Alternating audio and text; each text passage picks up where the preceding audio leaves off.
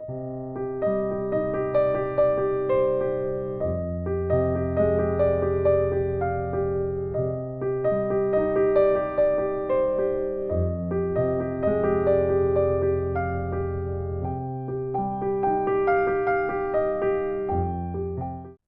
are looking at a sepia photograph that should be ordinary. A proud brick institution on a cold morning. Leafless trees like black ink scratches against a pale sky. A carriage track frozen into the dirt, and a row of men posed at the entrance as if they've been instructed to stand still long enough for history to harden around them. But the longer you stare, the more your eyes snag on something that shouldn't exist. Windows that begin below the ground line, half swallowed, their sills kissing packed earth as if the building has been pushed down into the soil. And doors so tall they look designed for a kind of visitor who never had to duck. The lintels hover far above the men's hats, and the steps leading up don't feel like steps at all. They feel like a retrofit, a bandage, a nervous attempt to pretend the present has always been this way. Have you ever wondered why a 19th century psychiatric hospital would need entrances scaled like a cathedral, and why its basement windows are arranged with the dignity and symmetry of a ground floor that has been buried alive? The official story arrives quickly, clean as a pressed uniform, settling, renovation, the slope of the land, Victorian grandeur, a fashionable taste for high ceilings. And if you accept those explanations, you can let the photograph remain just another relic of brick and bureaucracy. But if you listen closely, if you treat this as an audio dossier, not a postcard, then you'll hear the first crack of something larger. And that crack begins not with the architecture, but with the people in the picture. They are labeled in a handwritten caption near the bottom edge as patients, and yet none of them look like the patients we are trained to imagine. No ragged clothing, no vacant misery, no theatrical wildness. Instead, tailored coats, collars that still hold their shape, boots polished, hair combed with care, even an occasional pocket watch chain catching a thin blade of winter sun. One man stands as if he is accustomed to being photographed, chin slightly lifted, shoulders squared, the posture of a lecturer, not an inmate. Another holds a rolled document, blueprints, a map, a survey, tucked against his side with the familiarity of habit. A third, older, has ink stains on his fingertips and an expression that suggests he has spent decades translating numbers into bridges and engines. And this is where the first myth begins to collapse, quietly, without fireworks, simply because the label does not match the evidence. The official version wants you to believe that such hospitals were filled exclusively with the broken and the hopeless, the people society could not bear to see. And yes, often they were. But here, in this frame, the unwell look like the educated, the professional, the inconveniently articulate. And when you place that next to a building that seems partially buried and strangely overbuilt, you get a question that textbooks do not welcome. What if this institution wasn't merely treating illness, but processing testimony? What if the diagnosis was not a medical conclusion, but a tool for narrative control? What if the hospital was a vault, not for treasure, but for memories that did not fit the new story of the world? I found the registry that goes with this photograph. A brittle ledger with ruled columns, name, age, occupation, admission date, diagnosis, notes. And the diagnoses are where the second crack appears, because they read like an argument disguised as medicine. Delusion of prior grandeur, fixation on vanished infrastructure, persistent claims of buried floors, obsessive discussion of atmospheric electricity, agitation when contradicted regarding ancient logistics, paranoid certainty of institutional silence, grandiose technical fantasies, domes, currents, invisible forces. In the margin next to one entry, someone has added in sharper ink, "Insists the city was higher, says we walk on roofs." Another, "Refuses to accept the new street level." Another, "Claims the river was engineered, speaks of hydraulics as if common." And then, the most chilling of all, written in a tidy hand that pretends to be clinical, "Insists a reset occurred." Here you can feel the clerk's discomfort, because what do you do with a person who is calm, coherent, and absolutely convinced that the world has been rearranged? You do what institutions have always done when confronted with a witness they cannot refute. You rename the testimony into pathology. You convert the story into a symptom. You turn the speaker into the sick. And then you file him away in a building whose own stonework carries the scars of whatever he claims to have seen. And here is the moment when official history starts to crumble, because the official explanation for those half-buried windows and those giant doors cannot survive contact with the registry. Settling does not explain a pattern repeated across continents, and Victorian taste does not explain why the people most disturbed by the new normal are the ones who seem to remember an older normal with technical specificity. And that is the key word, specificity. These men do not speak in vague superstition. Their notes reference measurements, alignments, flows, loads. One man, listed as a surveyor, is recorded as having drawn the old street grid from memory with uncanny accuracy. And when the staff tested him by walking him through the modern city, he became pale and quiet, then furious, then eerily resigned. "He says the angles are wrong now," the note reads. "He says the geometry does not breathe." Another, an architect, is described as weeping at cupolas, and the doctor's remark is almost mocking. "Believes domes harvest electricity." But listen to that phrase, "believes domes harvest electricity," and tell me it sounds like madness in a century obsessed with telegraphy, lightning rods, and the first serious attempts to domesticate current. Tell me it sounds impossible when the same century was full of experiments that flirted openly with invisible forces. And then tell me why the hospital's own roofline once held a ring of metal finials, removed later, positioned like a crown of conductors. You can still see the anchor points, the scars where iron met masonry, faint discolorations where copper once ran. This is not poetic metaphor, it is physical. The building itself hints at a forgotten purpose, and the ledger hints at a forgotten conflict, a struggle over what reality would be called. Now, widen the lens, because it is never just one photograph. It never is.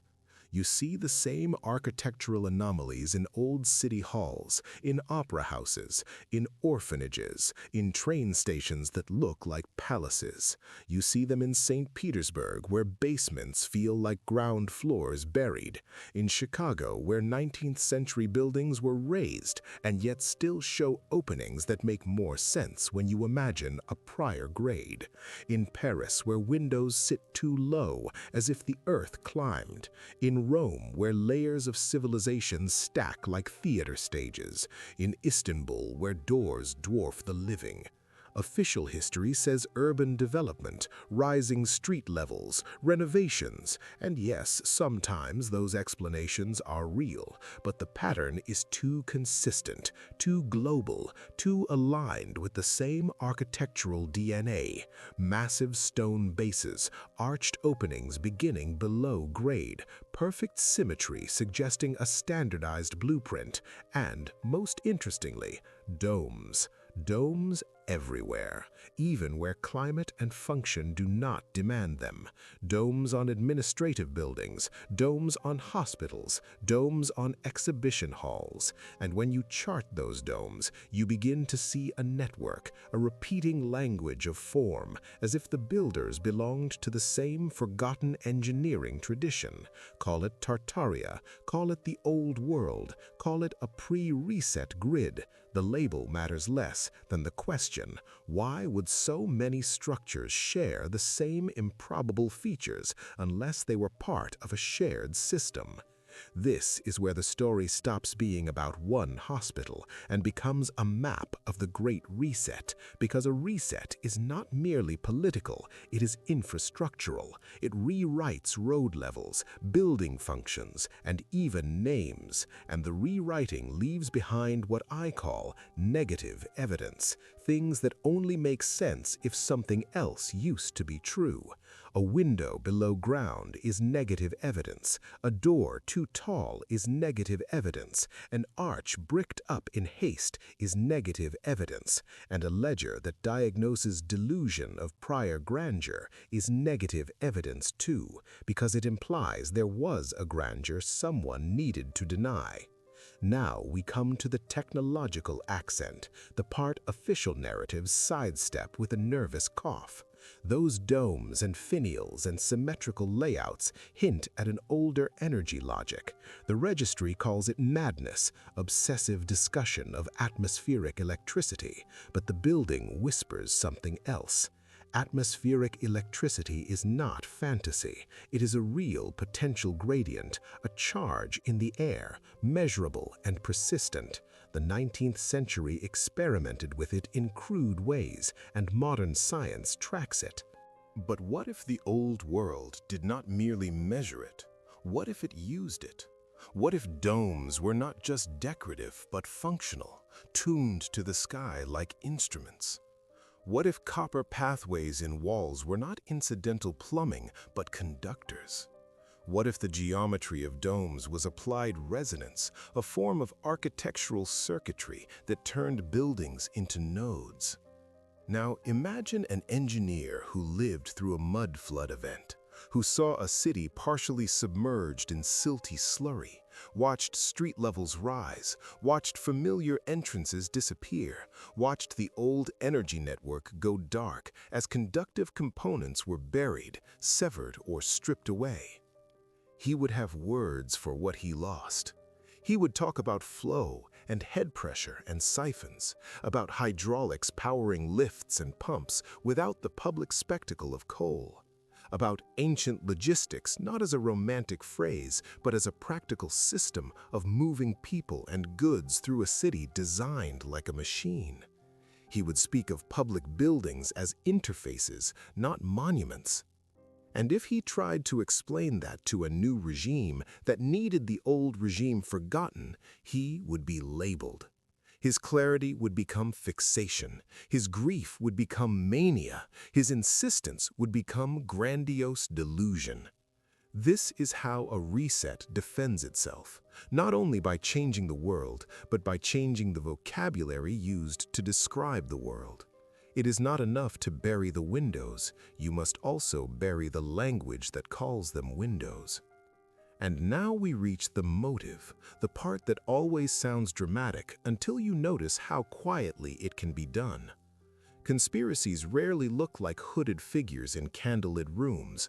They look like committees, policies, budgets, and paperwork. They look like a doctor signing a form, a clerk stamping a file, a newspaper printing a headline. They look like public safety.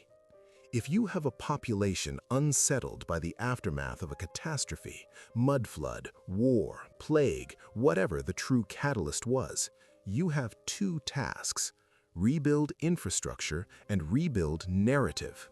The first is expensive, the second is essential, because people tolerate hardship if they believe it is normal, but they revolt if they believe they have been robbed of something better. So you must persuade them the lost world was never real, or never theirs, or never possible. And this is why psychiatric hospitals are perfect instruments of institutional silence. They let you remove inconvenient witnesses without executing them, and they let you discredit stories without debating them. He says the buildings were taller, you tell the public. Poor man, he is unwell. She insists the streets rose, you sigh. Tragic delusion. They talk about free energy, you warn. Dangerous fantasy. And because the hospital also contains genuine suffering, the lie gains camouflage. It works because it is not entirely fake. It is a mixed archive, and that mixture protects it. The ledger's diagnoses are not just medical, they are rhetorical. Delusion of prior grandeur is not a disease, it is a verdict. The past was not grand.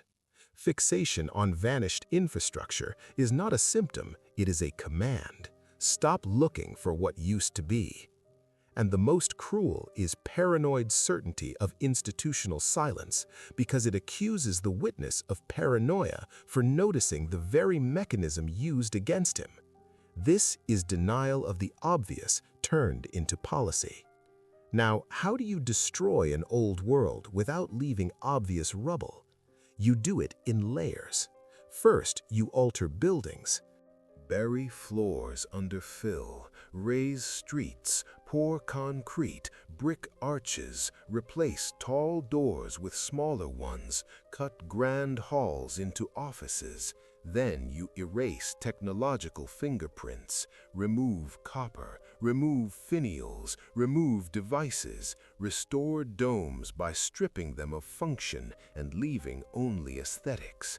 Then you rename. The palace becomes a courthouse, the exhibition hall becomes a museum, the energy node becomes a decorative civic building, the hospital becomes a charitable refuge, and finally you burn the paper.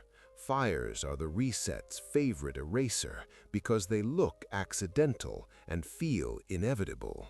Archive fires, library fires, municipal record fires, hospital basement fires, always the same story. Tragic loss, no one to blame, and the witnesses are gone or certified untrustworthy.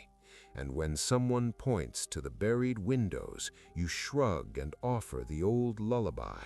That's just how cities evolve.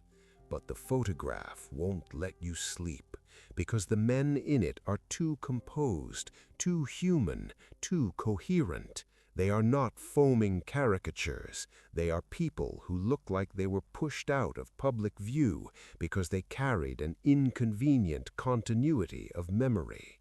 And once you see that, you start noticing how the diagnoses themselves read like a list of forbidden topics: prior grandeur, vanished infrastructure, buried floors, atmospheric electricity, ancient logistics, geometry of domes, institutional silence.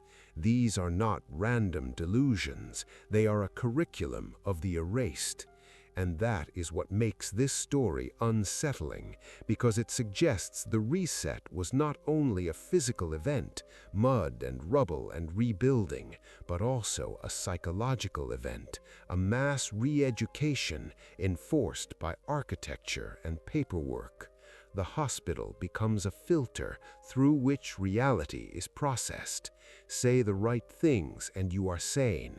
Say the wrong things and you are ill. And if you are ill, your testimony becomes invalid, even if you are standing in front of a building whose buried windows prove you are not imagining the ground. And now, when you return to the first image, the tall doors begin to feel less like decoration and more like residue, a leftover interface for a different scale of living. Maybe not literal giants with bones and myths, but giants in the sense of capability. a civilization that built on a scale we no longer admit, a culture that treated public architecture as infrastructure for energy and movement rather than symbols of power. And if that is true, then the men labeled as patients may not have been sick at all. They may have been the last technicians of a system that was dismantled, and the psychiatric ward was not a treatment center so much as a quarantine for knowledge. And here is the final twist that should make your skin tighten slightly.